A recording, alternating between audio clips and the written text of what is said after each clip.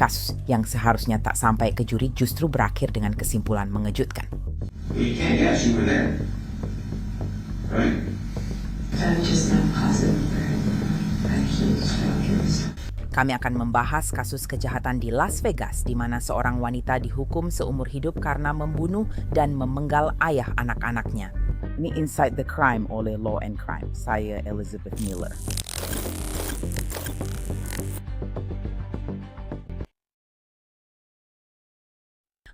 Kasus Devin Michaels tak mengejutkan hanya dari tuduhannya, bahkan sebelum persidangan dimulai. Namun mantan bintang film dewasa itu mengklaim bahwa putra korban yang kini jadi suaminya lah pelakunya. Pada 7 Agustus 2023 panggilan darurat mengerikan masuk.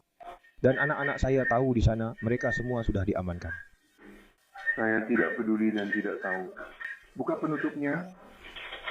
Dia penuh darah. Saya tidak tahu. Penelpon itu adalah ibu Jonathan Willett. Tak ada ibu yang pantas melihat hal seperti ini. Kepala Jonathan terpisah dari tubuhnya dengan botol pemutih dan amonia di dekatnya. Tapi siapa yang sanggup melakukan hal sekejam itu? Penyelidik memeriksa mantan istrinya, Devin Michaels, yang sebelumnya bersama Jonathan hari itu. Barang-barang rahasia yang tidak ditemukan justru menjadi perhatian khusus bagi para penyelidik. Nah, mereka tidak menemukan senjata pembunuh. Mereka juga tidak menemukan apapun yang digunakan orang ini untuk memenggal kepalanya. Mereka tidak menemukan kepalanya, mereka tidak menemukan dompetnya, mereka tidak menemukan kunci truknya, dan mereka juga tidak menemukan ponselnya. Mereka mewawancara Yoko. Dan pria di atas foto Yoko adalah Yoshida pasangannya. Menurut Yoko dan Yoshida, terdakwa yang mereka sebut sebagai Nikki dan dikenal sebagai Nikki, yang akhirnya diidentifikasi sebagai Devin Michaels, adalah orang terakhir yang melihat Jonathan masih hidup. Nikki dan John telah memindahkan anak-anak perempuan dan barang-barang milik John dari alamat Paladura ini ke alamat Nikki di Porcupine Rim yang dia tinggali bersama Devier. Dan untuk sementara waktu selama musim panas, anak-anak perempuan itu. Mereka tahu Nikki dan John terakhir kali kembali ke alamat Paladura pada pukul 10 malam. Pada tanggal 6 Agustus atau sekitar pukul 10, mereka tahu dari Yoko sekitar pukul 1 pagi. Dia sedang turun ke bawah untuk mengambil segelas air dan bertemu dengan terdakwa yang akan dia gambarkan kepada Anda saat Anda mendengarnya karena dia tampak terkejut melihat saya. Terdakwa dan Yoko berbicara, percakapannya cukup singkat. Yoko membersihkan piring di dapur, terdakwa masuk lalu mereka mulai bicara. Ketika terdakwa memberitahu Yoko bahwa John sudah tidur. Jangan masuk ke sana, itu bukan ucapannya. Anda akan mendengar ini di persidangan, dia berkata. John sudah tidur, dia pingsan. Kami berencana memintanya memindahkan barang lagi besok pagi. Jadi semacam jangan ganggu dia gitu. Yoko lalu menyadari bahwa lampu di kamar John menyala, tapi dia memutuskan, kalau dia tidur aku nggak akan masuk ke sana. Dia kembali naik ke atas. Yoko pergi tidur, meninggalkan Nikki atau terdakwa sendirian di rumah. Anda dia akan tahu, itu kan jelas, hanya ada 4 orang di rumah saat kejadian. Korban terdakwa Yoko dan Yoshi. Yoko juga akan memberitahu Anda sekitar pukul 8 pagi. Dia menemukan John tanpa wajah. Anda mungkin sudah mendengarnya dari panggilan darurat. Ada sedikit kendala bahasa. Dia akan berusaha sebaik mungkin untuk menggambarkan apa yang awalnya dia lihat dan jelas keterkejutan yang terjadi setelahnya. Mereka menemukan dompet terdakwa yang sangat penting. Ya, di dalam dompetnya mereka menemukan kartu jaminan sosial korban bersama dengan salah satu kartu kerjanya. Devin mengaku tidak tahu bagaimana barang berlumuran darah ditemukan di rumahnya. Dia mempertahankan cerita itu hingga akhirnya ditangkap. Dia mengaku saat John dibunuh, dia memberinya pijat dan menyebut mantan pacarnya agak berlebihan.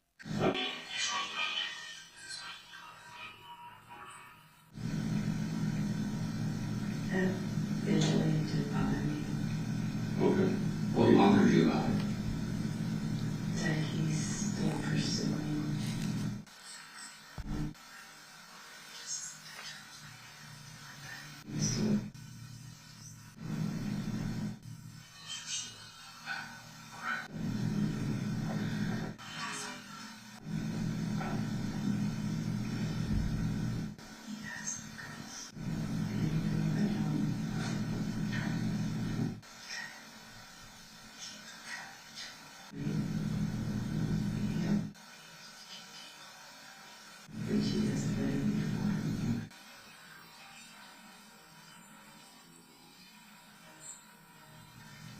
Aku tidak bilang begitu, aku hanya bertanya apakah kamu mencintainya sepenuh hati. Apakah itu alasanmu meminta kembali ke sini untuk... Aku terpikir atau kita bilang saja dia yang dapat hak asuh penuh kali ini. Ya, kami berdua punya hak asuh bersama sementara. Dia mengajukan hak asuh tunggal dan dia tidak pernah datang, jadi permohonannya ditolak. Saya pikir grup CPS mencabut atau... Mereka memang melakukannya. Oke, maksud saya begitu. Dan kasus itu sudah ditutup dan kami punya hak asuh bersama sementara. Dan dia seharusnya mendapatkan hak asuh dan dia tidak pernah muncul. Kapan itu terjadi? Itu terjadi pada bulan April. Oke. Jadi permohonannya ditolak. Oke. Dan kami berdua memiliki hak asuh sementara bersama. Dia memiliki hak asuh tunggal atas anak-anak perempuan itu. Oke, jadi kamu punya petunjuk? Dia pegang hak asuh fisik. Masalahnya apa? Berdasarkan CPS, seharusnya aku hanya bisa bertemu dengan anak-anak perempuan itu dalam kunjungan yang diawasi, hanya untuk kepentingan mereka, dan dia tidak pernah mencabut aturan itu. Aku mengeluarkannya dan itu saja. Dan dia bilang dia tidak mau pergi ke orang tua lagi. Kami akan menjadi keluarga bahagia saya, dan kami benar-benar mengalami kehancuran. Tidak sempurna kami bisa akur. Kamu agak menyeringai sedikit saat menceritakan kisah itu. Apa yang membuatmu merasakan emosi itu? Karena ketika semuanya sudah selesai, ketika dia melakukan sesuatu, aku membantunya. Tidak peduli di perguruan tinggi mana dia melakukan sesuatu, aku membantunya. Dan semuanya begitu saja. Ya, terima kasih sudah membantuku, terima kasih sudah membantuku. Saya merasa sudah berusaha sebaik mungkin. Kembalilah ke keluargamu atau dapatkan kembali gadismu. Ya, keluargaku, karena gadis-gadisku ingin semua orang kembali ke rumah. Gadis-gadismu. Ya Pak. Saya mengerti itu. Berusaha membuat diriku terlihat seperti yang... Mari kita bicarakan itu. Dia berbaring di sini untuk pijat, dia berguling di atasmu, katanya. Pada suatu saat kamu merasa tidak nyaman. Ya, dia mulai ereksi karena dia terus meraba-raba aku. Aku sudah bilang, jangan sentuh aku. Lalu apa yang terjadi? Aku memukul dia dan berhenti menyentuhku.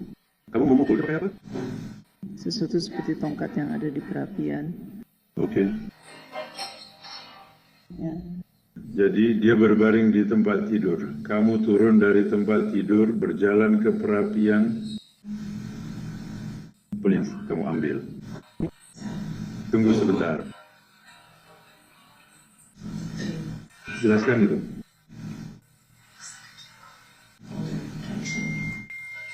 Oke,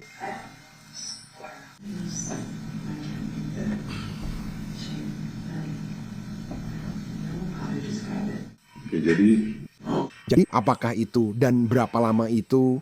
Apakah kita bicara sebentar? Lebih singkat dari itu? sedikit. Sedikit ini. The inside of this.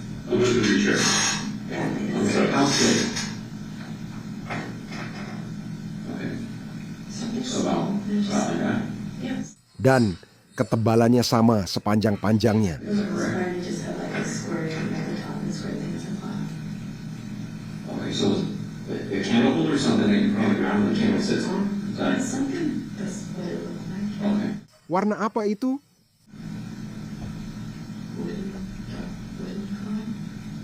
Seperti hitam atau seperti coklat tua atau hitam? They have like a coating on it. Saya kira warnanya hitam. Oke, dan hanya dari saat dipijat, kamu bangun lalu berjalan ke perapian. Apakah dia bicara padamu?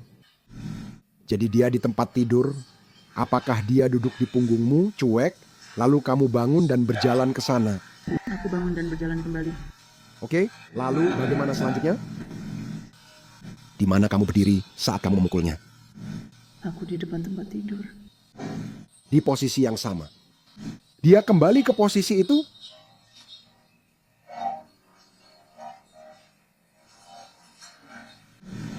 Arah mana? Kepalanya menghadap ke arah mana? Jadi, menghadap menjauh darimu? Oke.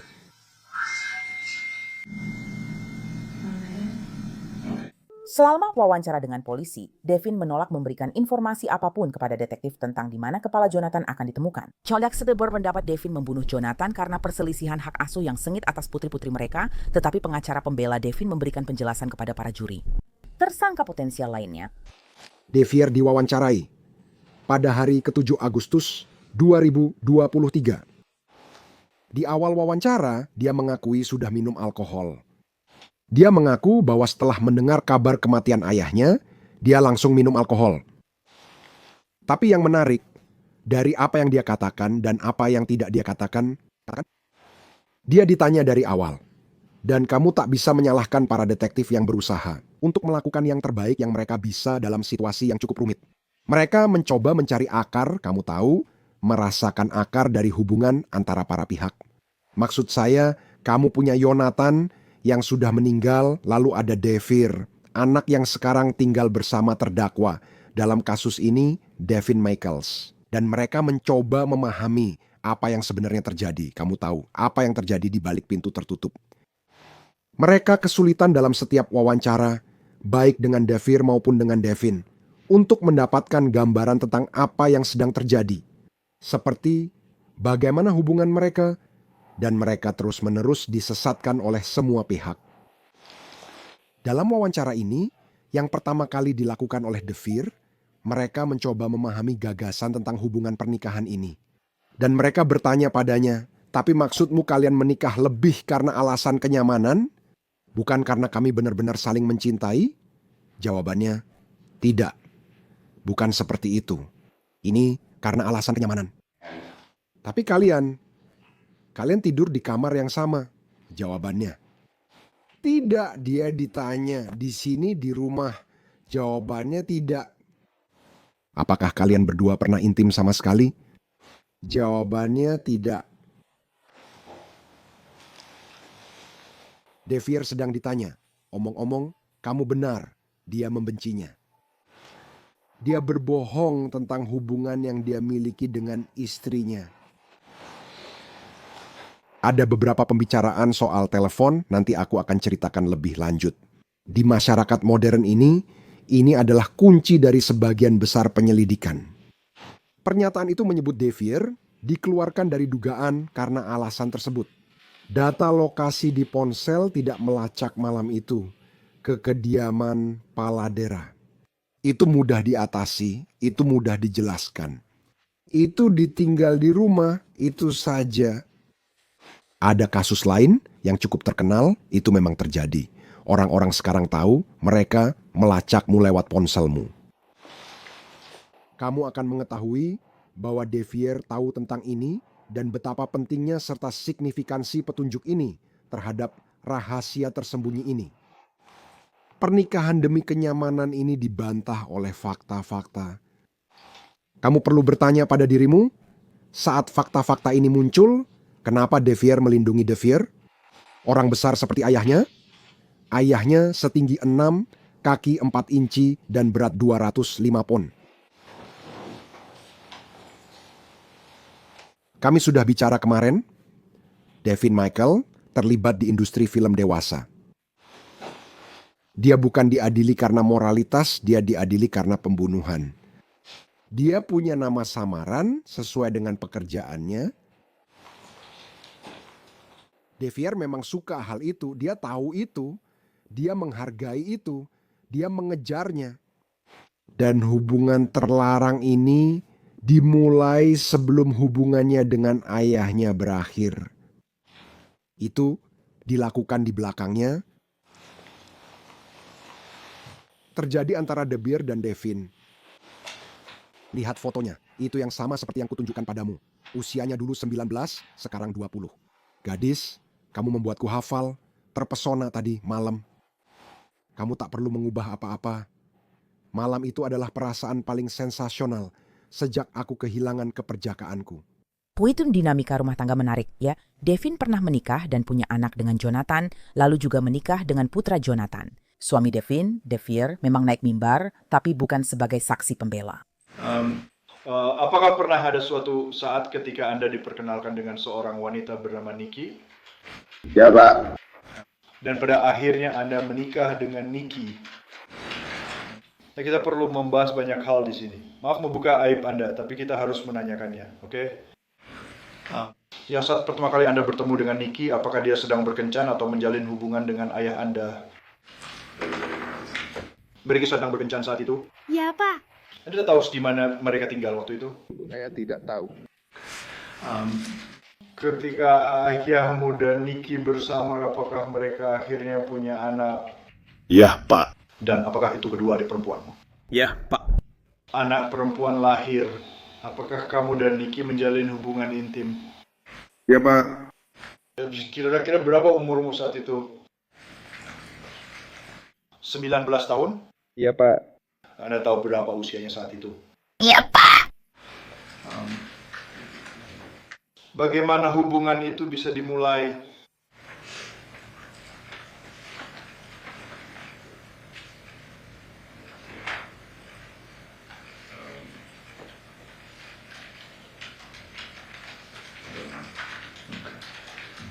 Jadi separuh kamu ingat siapa? Jadi kurang lebih. Aku tuh tidak bermaksud kasar, tapi maksudku siapa yang mengambil langkah pertama atau hal-hal seperti itu. Aku tidak tahu. Oke, itu sudah lama sekali. Yang lalu kan? Ya, Pak.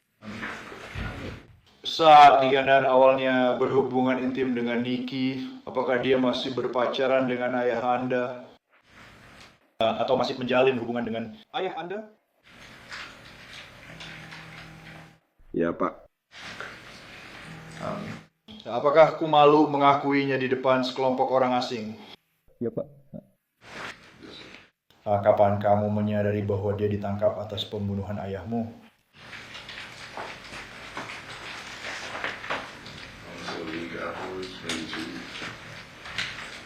Oke, jadi sekitar 1 atau 2 minggu setelah kematian sebenarnya. Iya, Pak. Sementara itu sebelum dia ditangkap dan setelah ayahmu meninggal, apakah kamu masih tinggal di Jalan Landak? Ya, Pak. Apakah kamu? Pertanyaan, apa yang terjadi pada ayahmu? Apakah ada banyak pertanyaan yang belum terjawab yang kamu miliki selama periode waktu itu? Iya, Pak.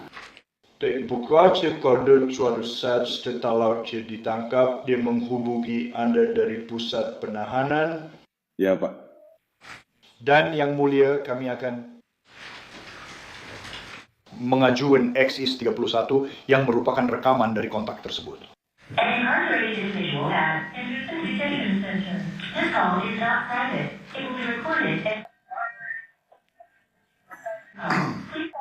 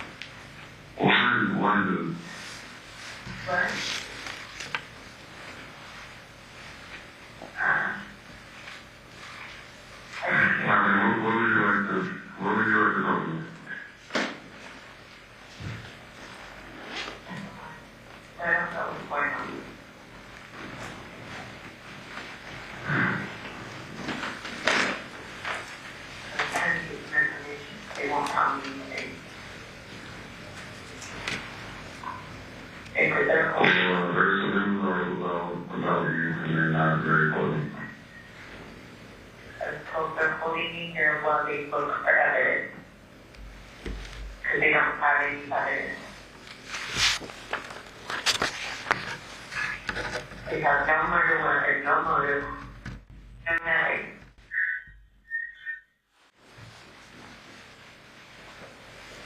I'm pretty sure that they started. What? You sound like you should have been released already. I haven't gone to court yet. I go to court tomorrow.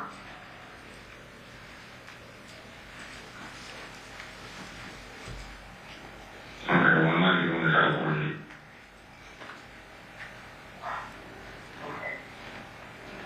CPS at the girls. With my grandfather. Already getting fingerprints so they can go with him as they might go with your grandparents.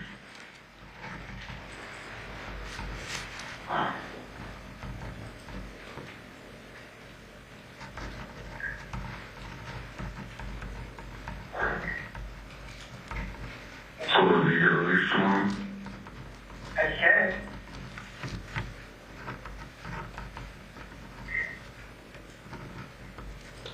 That's what I'm hoping for. And that's literally what's going on. They have So you absolutely, guys what's going on? yes, they have absolutely nothing on me. They said, they showed me a picture of a bottle of stuff. And they said,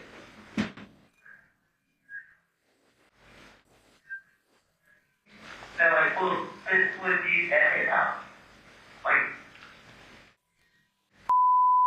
Like, like, that's literally what they showed me. Ketika tiba giliran pengacara Devin untuk melakukan pemeriksaan silang, mereka menggambarkan dia sebagai satu-satunya orang yang memiliki motif untuk menginginkan Jonathan mati. Memberikan kesaksian, hari ini adil untuk dikatakan, untuk pertama kalinya Anda mengakui bahwa Anda memiliki hubungan dengan istri Anda yang sudah berlangsung bertahun-tahun. Ya Pak. Sudah banyak yang menanyakan itu pada Anda, benar? Anda sudah pernah ditanya tentang itu sebelumnya di bawah sumpah, benar? Iya, Pak. Tapi Anda tidak mengatakan yang sebenarnya, bukan?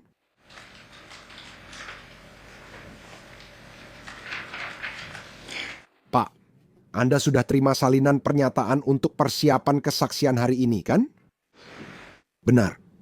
Anda orang yang cerdas, bukan? Tidak, Pak. Anda sudah meninjau salinan pernyataan dalam kesaksian Anda, benar? Iya, Pak. Karena Anda ingin siap untuk hari ini, benar. Saya mengerti. Anda akan bersaksi hari ini bahwa Anda pertama kali mengetahui kematian ayah Anda sekitar pukul 1 pada 7 Agustus 2023, benar? Iya, Pak. Anda bilang, saya percaya itu adalah kakek Anda. Iya, Pak. Sekarang Anda diwawancarai oleh polisi tak lama setelah itu, benar?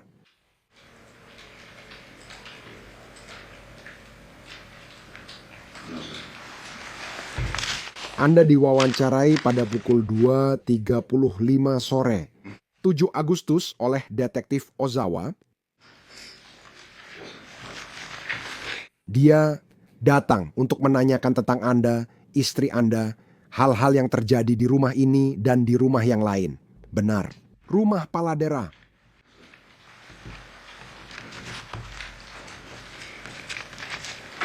Dia bertanya soal hubunganmu dengan ayahmu, dan kamu jawab, kami tak pernah benar-benar akur, benar. Itu agak berbeda dari yang kamu bilang hari ini, kan? Sama atau berbeda? Maaf, bersuara pelan seperti ini, silakan bicara lebih keras. Aku tinggal dengan ayahku, jadi kami jarang mengirim pesan padanya. Bukan berarti aku tidak... Dekat dengan ayahku. Oke, jadi bagaimana hubungan kalian? Jawabannya, kami tidak pernah benar-benar akur, kan? Maaf Pak, Anda harus bicara lebih keras. Hanya soal pekerjaan saja. Hanya soal pekerjaan saja? Yah, itu hanya beberapa detik setelah kamu mengatakan itu. Kamu tahu, dia akan pindah ke sana, benar? Dan kamu tidak mau bicara dengannya saat dia ada di rumah? 6 Agustus. Kamu tidak ingat bilang itu ke detektif? Maksudku, kamu punya transkrip yang akan aku rujuk. Kamu sudah merujuk dan meninjaunya sebelumnya untuk mempersiapkan kesaksian hari ini, benar?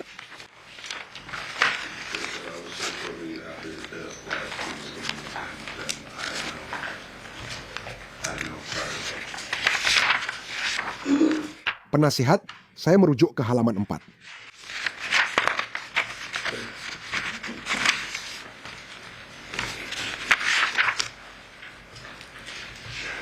Maaf, saya mulai dari halaman 3. Saya melihat dia menurunkan barang ke garasi, tapi tidak berbicara dengannya. Anda ditanya, oke, apakah kalian memang tidak akur atau bagaimana? Lalu Anda mengatakan, kami memang tidak pernah benar-benar akur. Dan detektif berkata, oke, benar. Lalu Anda berkata begitu, bukan untuk menimbulkan masalah di sini, karena saya tahu dia akan pindah ke sini. Saya hanya tidak ingin berbicara dengannya. Itu setelah. Jadi maksudmu, kamu melihatnya sehari sebelumnya saat dia memindahkan barang, tapi kamu tidak bicara dengannya. Karena kamu tahu dia akan pindah masuk, dan kalian berdua tidak akur. Kamu sedang berbicara dengan detektif tentang apa yang ada di pikiranmu sehari sebelumnya, benar? Tidak, Pak. Saya diberitahu bahwa mereka akan pindah bersama. Saat kamu bicara dengan detektif tanggal 6 Agustus, saya tidak bicara dengannya karena memang tidak pernah akur. Saya tidak mau menimbulkan masalah di sini karena tahu dia akan pindah dan saya tak ingin berbicara dengannya. Kamu sedang bersumpah, jadi ucapanmu bermakna lain. Tidak, Pak. Saya sedang menjawab pertanyaannya. Saya diberitahu oleh ayah saya bahwa dia akan pindah ke rumah itu tapi tidak tahu kapan. Bisa dibilang Anda meremehkan perasaan Anda terhadap istri Anda ketika detektif ini datang untuk menanyakan tentang pembunuhan ayah Anda. Ya, Pak, karena saya tidak tahu apa yang sebenarnya terjadi pada ayah. Tolong katakan lagi. Ya, Pak, karena saya tidak tahu apa yang terjadi pada Ayah saya. Oke, tapi Anda berbohong kepada petugas polisi tentang hubungan Anda dengan istri Anda, benar? Setelah mempertimbangkan pihaknya, Devin memutuskan untuk tidak memberikan kesaksian membela dirinya sendiri. Menariknya, sebelumnya ia seharusnya mengaku bersalah atas pembunuhan tingkat 2 dan dihukum 15 tahun penjara. Meski kejahatan ini mengerikan, pada sidang Juli dia sebelumnya mengaku tidak bersalah. Aku hanya mengatakan satu hal demi satu hal dan aku benar-benar percaya bahwa kami akan melakukan hal yang benar, tapi itu tidak terjadi. Aku selalu mendengarkan apa yang menurut orang lain terbaik untuk dilakukan. Hanya saja, lakukan ini dan semuanya akan baik. Ikuti saran ini dan kita akan melakukannya. Dan aku terus mendengarkan orang-orang karena mereka terus bilang ini adalah saran terbaik. Ternyata tidak seperti yang mereka katakan padaku. Tapi apakah kata juri melihat sisi ceritanya? Atau mereka percaya pada teori kasus dari jaksa? Pengadilan Distrik Clark County, Nevada, negara bagian Nevada, penggugat versus Devin J. Michaels alias Devin Willett. Nikki Fairchild alias Tracy Baker alias Tracy Nicole Tabares. Terdakwa. Kasus nomor C20-3377-239 1 Dep. 10 putusan kami. Kabinete juri pada kasus di atas memutuskan Devin Jade Michaels atas dakwaan pertama pembunuhan dengan senjata mematikan. Bersalah atas pembunuhan tingkat pertama dengan penggunaan senjata mematikan tertanggal hari ke-14 bulan November. Devin nyaris tak bereaksi saat juri membacakan putusan. Kini, ia tak lagi menghadapi tudingan kesepakatan terlalu ringan.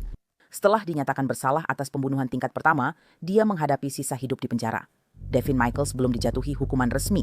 Akan dilakukan pada tahun baru, 8 Januari 2026. Terima kasih sudah mendengarkan episode Inside the Crime kali ini. Saya Elizabeth Miller.